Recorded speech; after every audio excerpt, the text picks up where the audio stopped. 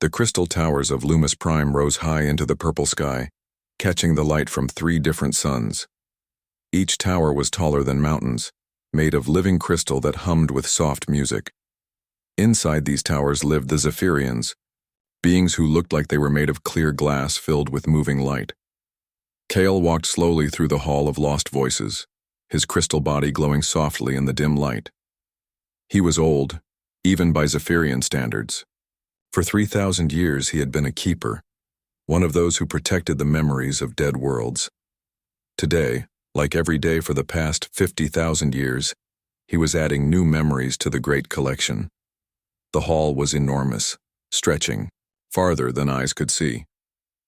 Floating shelves held crystal orbs, each one containing the entire history of a civilization.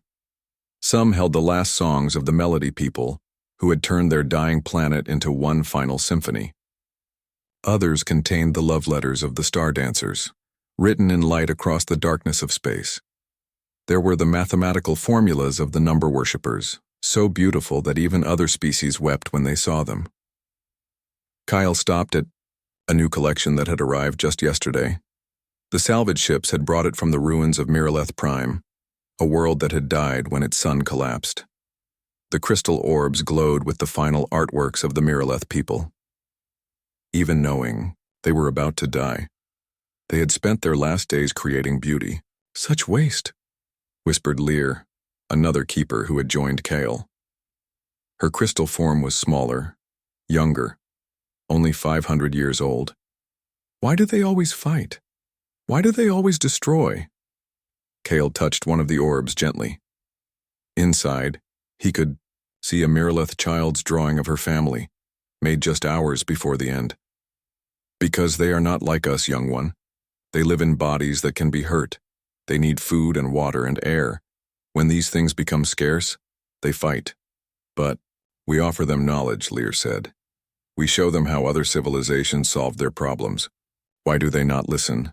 Some do, Kale replied. But knowledge without wisdom is dangerous, and wisdom comes only with age and peace. The Zephyrians had evolved beyond the need for war long ago.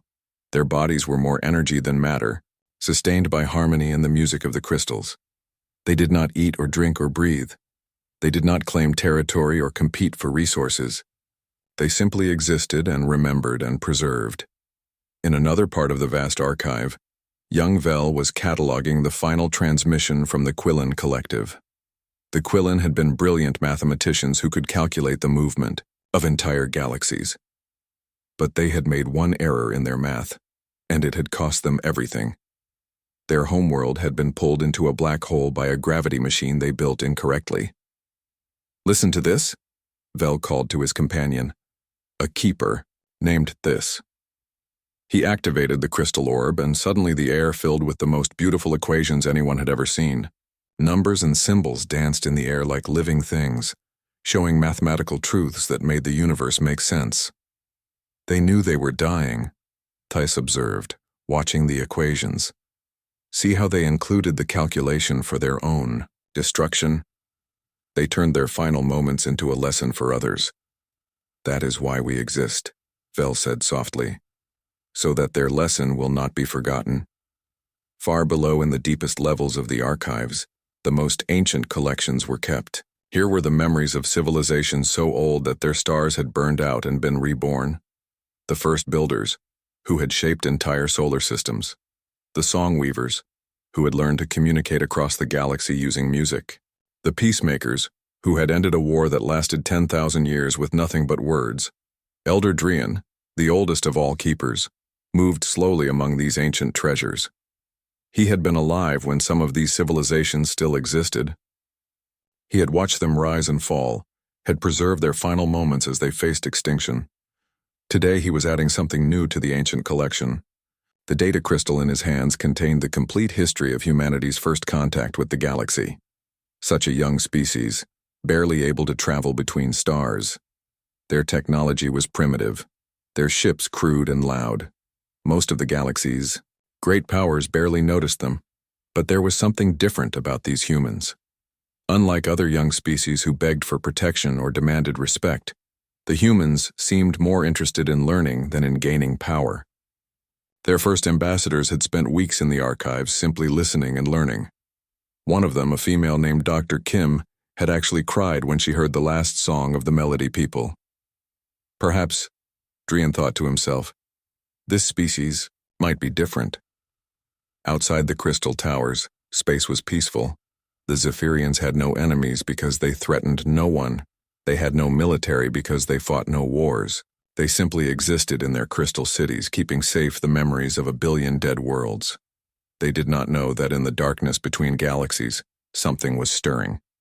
Something that saw their peaceful existence not as admirable, but as weakness. Something that viewed their great archives not as treasures to be protected, but as resources to be consumed. The Zephyrians had spent 50,000 years believing that neutrality was protection, that peace would keep them safe. Soon they would learn that sometimes evil does not care about neutrality. Sometimes monsters come for the innocent simply because they can, but that lesson was still days away. For now, the crystal towers hummed their ancient songs, and the keepers continued their eternal work of preserving the beauty and wisdom of the dead. The first warning came from the edge of known space, where only the bravest explorers dared to travel. Captain Yoon of the exploration vessel Starseeker had been mapping new systems when his sensors detected something impossible. An entire star system that had been there last month was simply gone. "Run the scan again," he told his crew, his voice tight with worry. There must be an error. But there was no error. Where the Hendrix system had once held 4 planets and billions of people, there was only empty space and scattered debris, not destroyed by war or natural disaster but consumed, eaten. The very matter of the planets had been stripped away, leaving nothing but cosmic dust. Yoon's message reached the Galactic Council 3 days later. Within hours, similar reports began flooding in from across the Outer Rim. The Kelvani colonies had gone silent. The trading posts of the Merchant Federation were sending desperate final transmissions before their signals cut to static. Something was moving through space, devouring everything in its path. Commander Nam of the Thaxian Third Fleet studied the tactical reports with growing horror. His flagship, the Iron Hammer, was one of the most powerful warships in the galaxy, but what he was seeing made no sense according to any military doctrine he knew. "They don't conquer," reported his intelligence officer, Lieutenant Park. "They don't enslave populations or demand surrender. They just consume everything." The holographic display showed the path of destruction, system after system going dark, not in the random pattern of raiders or the organized advance of an invasion force, but in a steady, methodical sweep that reminded Nam of a farmer harvesting grain. "What are we dealing with?" Nam asked. The answer came from the few survivors who had managed to escape. Their stories were all the same, told with the wide-eyed terror of beings who had seen something beyond their worst nightmares. The enemy called themselves the Kethmori, though they spoke with one voice across 1,000 ships. They were not individuals, but parts of a vast hive mind, their biomechanical vessels growing larger and stronger with each world they devoured. Their ships were living things, part machine and part creature, that fed on matter and energy alike. Dr. Lee, a xenobiologist who had studied the few fragments of Kethmori technology recovered from destroyed systems, briefed the emergency council session with shaking hands. "They're not just destroying civilizations," she explained, her voice barely steady. "They're absorbing them. The ships take in raw matter and convert it into more ships, more weapons, more soldiers.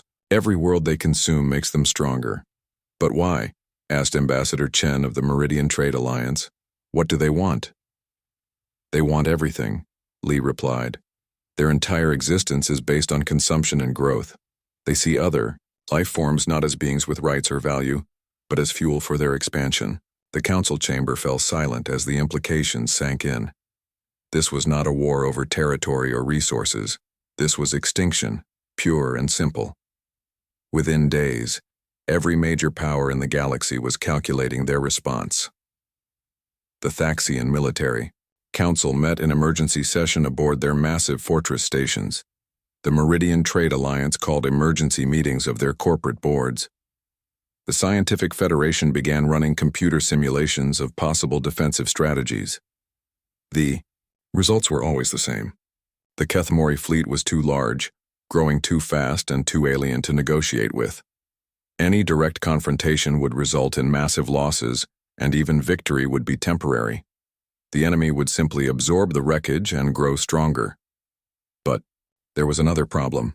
The Kethmori were heading directly for the Loomis system, home of the Zephyrians and their vast archives. The crystal beings had sent desperate messages to every government, every military, every alliance in the galaxy, begging for protection. The responses were carefully worded and diplomatically polite, but they all said the same thing. No. The Thaxian Empire regrets that current military commitments prevent us from providing direct assistance, read their official response. The Meridian Trade Alliance wishes the Zephyrians well, but cannot justify the economic risk to our shareholders, came from the corporate councils.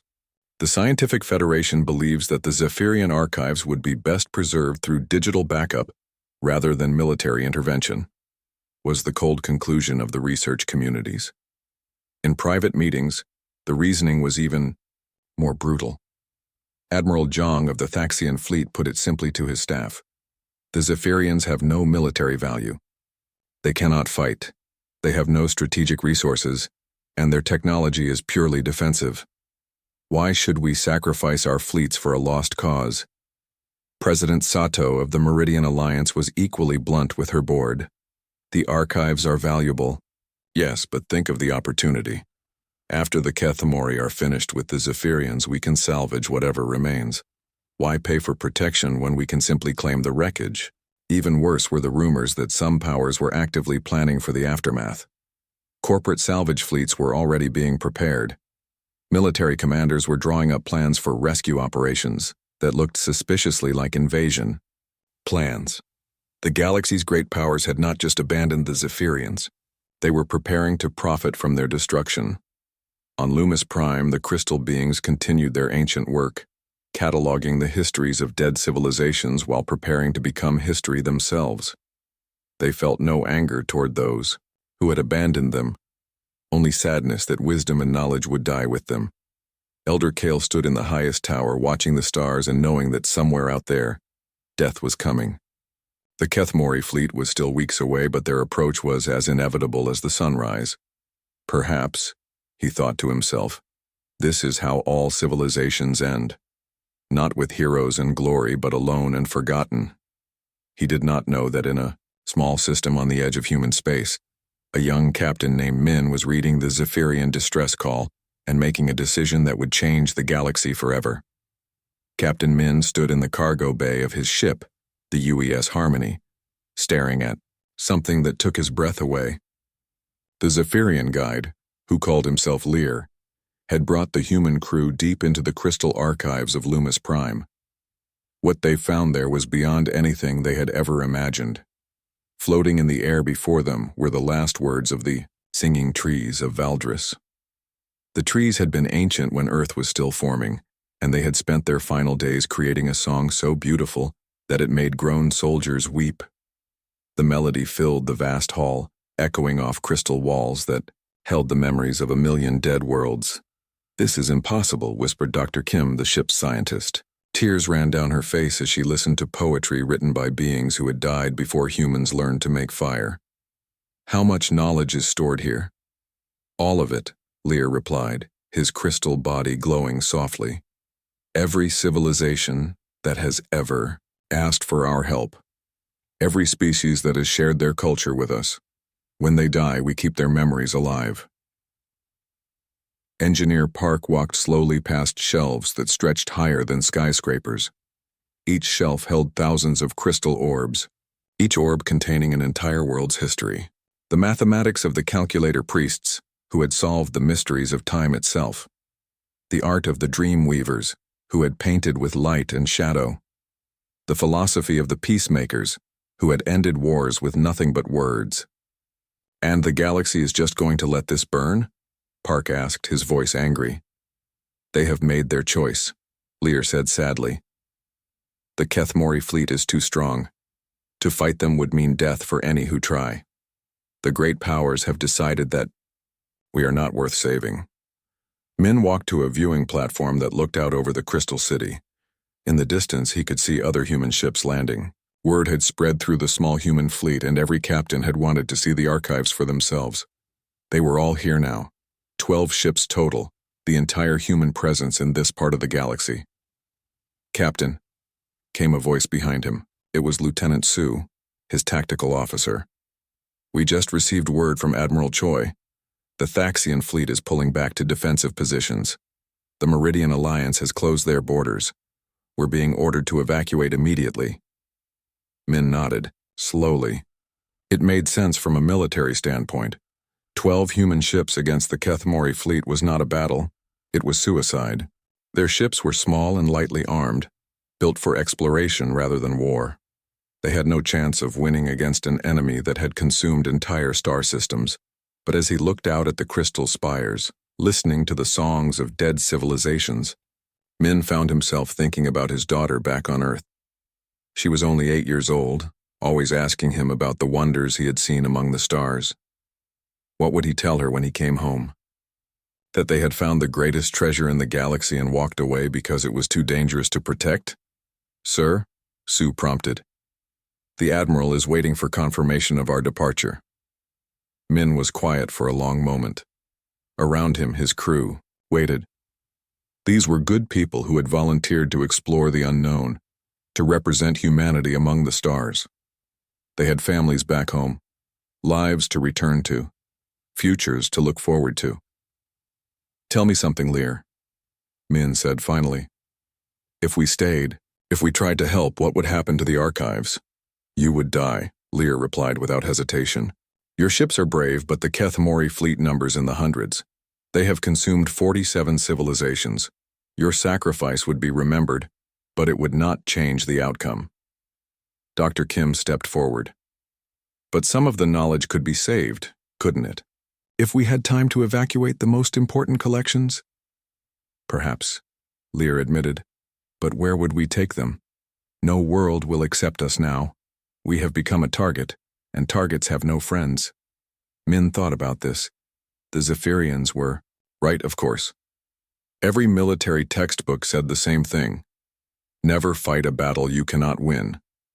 Cut your losses and live to fight another day. It was logical, sensible, smart. It was also wrong. "Su," Min said quietly, "open a channel to all human ships in the system. Sir, if you're planning what I think you're planning, open the channel." The communication system crackled to life, connecting him to every human captain in the Loomis system. Min took a deep breath, knowing that what he said next would either be remembered as heroic or dismissed as the words of a fool. "This is Captain Min of the Harmony to all human vessels. I know what you're thinking because I'm thinking it too. 12 ships against hundreds, primitive weapons against an enemy that has conquered half the galaxy. No chance of victory, no hope of survival." He paused, looking out at the Crystal City one more time. "But I've been walking through these archives for 3 days now, and I've learned something. Every civilization stored here faced extinction at some point. Most of them faced it alone, with no one to help them, no one to remember them except the Zephyrians. And now the Zephyrians face the same fate." Captain Beck's voice came through the comm. "Min, what are you saying?" "I'm saying that maybe winning isn't the point. Maybe the point is standing up when no one else will. Maybe the point is showing the galaxy that someone still cares about protecting the innocent, even if it costs everything." One by one, the other captains began to respond. Captain Hong of the Defiant was first. "The Defiant stands with Harmony." Captain Yu of the Stubborn was next. "Stubborn agrees. We didn't come this far to run away now." Within minutes, all 12 human ships had made their choice. They would stay, they would fight. They would probably die, but they would die protecting something beautiful and irreplaceable. When Admiral Choi finally received Min's official response, transmitted across the galaxy to Human Command, it was simple. "Sir, we've found something worth protecting. We're staying." The Admiral's reply came back hours later. "Captain, you're about to start a war we cannot win. Min's final transmission was equally simple. Then we'll make sure it's a war they'll never forget. The Keth Mori fleet approached Loomis Prime like a dark tide of death. Their ships were massive, each one the size of a small moon, covered in biomechanical armor that gleamed wetly under the system's 3 suns. The hive mind controlling them had consumed 47 civilizations without serious resistance. They expected this to be no different. Commander Zek Thara, one of the absorbed minds within the collective, studied the tactical display. 12 small ships orbited the crystal world, pathetically tiny compared to the Keth Mori fleet. The enemy vessels were crude things, built of simple metals and powered by basic fusion reactors. Their weapons were primitive kinetic cannons and nuclear missiles. Another easy harvest, the hive mind whispered through 1,000 voices. These creatures will provide good biomass for the next expansion. But Captain Min, watching from the Bridge of the Harmony, was not thinking about biomass or expansion. He was thinking about the conversation he had with Lear 3 days ago, when the Zephyrian had shown him something special in the deepest archives. "Your species is young," Lear had said, "but you think differently than others. Most civilizations fight in formations with rules and honor. You fight to win no matter the cost." Now, as the Keth Mori ships entered the outer system, Min activated the comm system connecting all human vessels. "All ships, this is Min. Remember what we planned. We are not trying to match their strength. We are trying to make them hurt." Lieutenant Sue, monitoring the tactical display, shook her head. "Sir, their lead ships are massive. Our plasma cannons won't even scratch those hulls." "Then we don't shoot the hulls," Min replied. "We shoot what matters." The first surprise came when the Keth Mori entered the asteroid belt. What looked like normal space rocks suddenly activated hidden thruster systems, accelerating toward the alien ships like enormous bullets. The asteroids had been hollowed out and filled with nuclear charges, then set on collision courses with the enemy fleet. The Keth Mori ships, designed to absorb energy weapons, were not prepared for massive chunks of rock slamming into them at incredible speeds. Several bioships shuddered under the impacts, their armor cracking as nuclear fire bloomed along their hulls. "Impossible," the hive mind hissed. "These primitives are using asteroids as weapons." But that was only the beginning. Captain Beck, commanding the converted cargo hauler Stubborn, grinned as he received his orders. His ship had been stripped of everything except engines, armor, and the largest nuclear warhead the humans could build.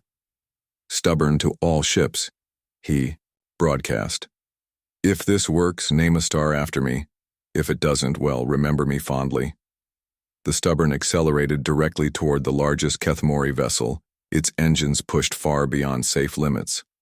The bioship's defensive systems tried to target the small human craft, but Beck was flying evasively, using the debris field and his ship's tiny size to avoid the massive enemy weapons. At the last second, as the Keth Mori realized what was happening, Beck rammed his ship directly into the bioship's control center. The nuclear warhead detonated from inside the alien vessel, tearing it apart from within. The explosion was so bright it could be seen from 3 star systems away. "Stubborn is gone," reported Sue, her voice quiet.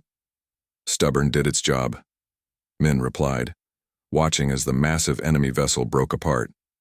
"All ships, scatter formation. Let's see how they handle guerrilla warfare." The human ships spread out across the system, no longer fighting as a fleet but as individual hunters. They appeared from behind planets and moons, struck hard at vulnerable targets, then vanished before the Keth Mori could respond. When the aliens tried to pursue, they found themselves flying into carefully prepared traps. Captain Hong, commanding the Defiant, had hidden her ship in the shadow of Loomis Prime's smallest moon.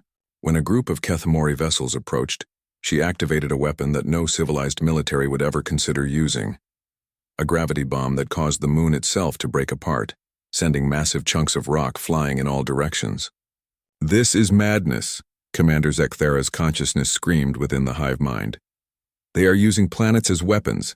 They are destroying their own defensive positions. This violates every principle of warfare."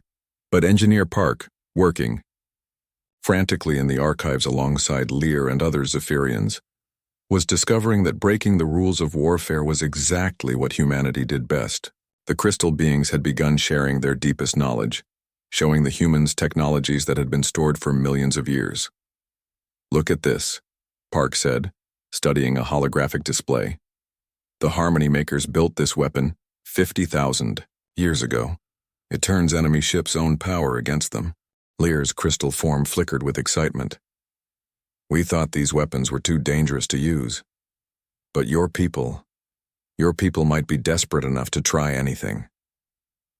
Within hours, human ships were equipped with exotic technologies that had been gathering dust in the archives for eons. Ancient shield generators that could deflect any energy weapon. Temporal disruptors that could slow down enemy missiles.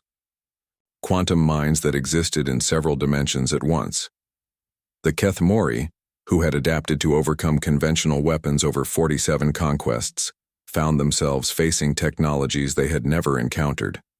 Their biomechanical ships, designed to absorb and adapt to enemy weapons, could not adapt to weapons that had been forgotten for millions of years.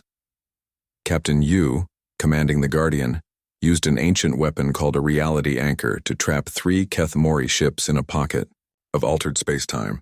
The enemy vessels found themselves moving in slow motion while human nuclear missiles struck them at normal speed. "They are using impossible technologies," the hive mind raged. Where did primitives acquire such weapons? The answer came from Dr. Kim, who had been studying Keth Mori communication patterns. "They're not just confused," she reported to Min. "They're scared. For the first time in their expansion, they're facing an enemy they don't understand." The battle raged for days, but slowly the tide began to turn. The Keth Mori fleet, which had seemed unstoppable, was being picked apart by an enemy that refused to fight fair. Human ships rammed biovessels when their weapons failed. They used debris fields as cover and planets as weapons. They fought with a combination of desperate courage and ancient wisdom that the hive mind could not counter. On the 7th day, as the Keth Mori prepared to retreat and regroup, something happened that changed everything. In the deepest archives of Loomis Prime, Engineer Park made a discovery that would end the war in a way no one expected. "Captain," he broadcast to Min, his voice shaking with excitement, "I found something that could end this fight, forever. But it's going to require the biggest risk any of us have ever taken." The weapon that Engineer Park found in the deepest archives was unlike anything the galaxy had ever seen. It was called the Resonance Cascade, built by an ancient civilization called the Harmony Makers 50 million years ago. The crystal data showed a device that could transform the very nature of aggressive energy, turning weapons of destruction into tools of peace. "It doesn't destroy the enemy," Park explained to Captain Min as they stood in the ancient vault deep beneath Loomis Prime. "It breaks their connections. The Keth Mori are a hive mind, right? This weapon can sever those mental links and free all the minds they've absorbed." Lyre, the Zephyrian guide, studied the ancient plans with growing excitement and fear. The Harmony Makers used this only once, against an enemy called the Void Devourers. It worked, but the cost was terrible. The weapon requires a living consciousness. To guide it, someone willing to merge their mind with the Cascade Matrix. "What happens to that person?" Dr. Kim asked, though her expression showed she already suspected the answer. "Unknown," Lear replied quietly. "The Harmony Maker who guided the weapon vanished from all records after its use. Perhaps death, perhaps something else entirely." Min studied the holographic display showing the weapon's requirements. It needed enormous power, more energy than all the human ships combined could provide. But the crystal archives themselves could generate that much power if they channeled the stored energy of millions of civilizations. "There's something else," Park added grimly. "The weapon only works if the person guiding it truly believes in sacrifice for others. It reads the operator's intentions. If they're fighting for selfish reasons, for glory or revenge, it won't activate." Outside the archives, the battle continued to rage. Admiral Choi had arrived with 30 more human ships, including 3 proper warships and a mobile repair station. The human fleet was no longer just 12 exploration vessels, but a real fighting force. Yet even with reinforcements, they were still outnumbered 10-1. The Keth Mori hive mind was becoming desperate. These primitive humans were using tactics that made no sense. They rammed ships when they should retreat. They used planets and moons as weapons. They fought with a combination of ancient technologies and reckless courage that the hive mind could not understand or counter. Commander Yoon of the Thaxian fleet, who had arrived as an observer, watched the battle with growing amazement. "How are they doing this?" he asked his tactical officer.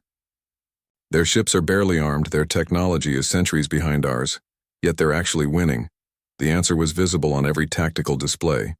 Human ships appeared from nowhere, struck hard, and vanished before the Kethmori could respond. They used asteroid fields as cover and debris as weapons. When their ships were damaged beyond repair, the crews would ram them into enemy vessels, turning defeat into victory through sacrifice. But it was more than just tactics. The Zephyrians, inspired by human courage, had begun sharing their most precious secrets. Ancient weapons that had been stored as historical curiosities were rebuilt and deployed. Defensive systems that had protected worlds for millions of years were awakened and modified. Captain Hong, commanding the Defiant, was using a weapon called a quantum disruptor that phased enemy ships out of normal space. Captain Yu had equipped the Guardian with temporal shields that slowed down enemy weapons while allowing human missiles to strike at full speed. The partnership between human determination and Zephyrian wisdom was proving devastating to the Kethmori fleet. On the 10th day of battle, as the Kethmori prepared what looked like a final desperate assault on Loomis Prime itself, Min made his decision about the resonance cascade. "I'll do it," he told his assembled crew in the archives. "I'll guide the weapon." "Sir, we don't know what will happen to you," protested Lieutenant Su. "The records are incomplete. You could die, or worse." Min looked around at his crew, these brave people who had followed him into an impossible battle. Then he looked at Lear and the other Zephyrians, beings who had spent 50,000 years preserving the memories of the dead. "Maybe," he said quietly. "But if we don't try, everyone dies. The Kethmori will consume this world, then move on to the next, and the next. Someone has to take the risk." Dr. Kim stepped forward. "Captain, let me do it instead. I'm a scientist. I understand the quantum mechanics better than—" "No," Min interrupted gently. "This isn't about understanding the science. It's about being willing to sacrifice everything for strangers. That's what the weapon requires." The resonance cascade was activated in the deepest chamber of the archives, where the combined energy of 1,000,000 dead civilizations flowed through crystal matrices older than Earth's sun. Min placed his hands on the control interface, feeling his consciousness begin to merge with the ancient device. The weapon fired just as the Kethmori fleet launched their final attack on Loomis Prime. A wave of energy erupted from the planet's core, not visible to the eye but felt by every mind in the system. The energy washed over the biomechanical ships, and suddenly something impossible happened. The Kethmori fleet simply stopped. For the first time in their species' history, the hive-mind connection was severed. Millions of absorbed consciousnesses, beings who had been enslaved for generations, suddenly found themselves free to think their own thoughts again. The bioships, no longer controlled by the collective, drifted powerless in space. Inside them, former prisoners looked around in wonder, remembering who they had been before the Kethmori consumed their worlds. Min survived the experience, though he was changed forever. His consciousness remained linked to the Zephyrian archives, and sometimes he could hear the whispered thanks of 1 billion dead civilizations whose memories he had helped preserve. News of humanity's victory at Loomis Prime spread across the galaxy within days. The species that had dismissed humans as primitive warmongers suddenly saw them in a new light. Here was a race that had faced impossible odds to protect strangers, that had risked everything to preserve knowledge and beauty. The Thaxian Empire sent ambassadors offering military alliances. The Meridian Trade Consortium proposed lucrative business partnerships. The Scientific Federation suggested joint research projects. Every major power that had abandoned the Zephyrians now wanted to be humanity's friend. But Admiral Choi's response to all of them was polite but firm. "We appreciate your interest, but you'll need to speak with our allies first." He gestured toward the crystal cities of Loomis Prime, where human and Zephyrian engineers worked together, combining ancient wisdom with human innovation. The galaxy had learned a simple but profound lesson. Sometimes the most advanced civilizations could learn from the most primitive ones. Sometimes courage mattered more than technology. And sometimes the greatest strength came not from superior weapons, but from the willingness to stand with the defenseless against impossible odds. Humanity had earned their place among the stars not through conquest or cunning, but by doing something the galaxy had forgotten how to do. They had stood up for someone who couldn't stand up for themselves, and in doing so, they had shown the universe what it truly meant to be civilized.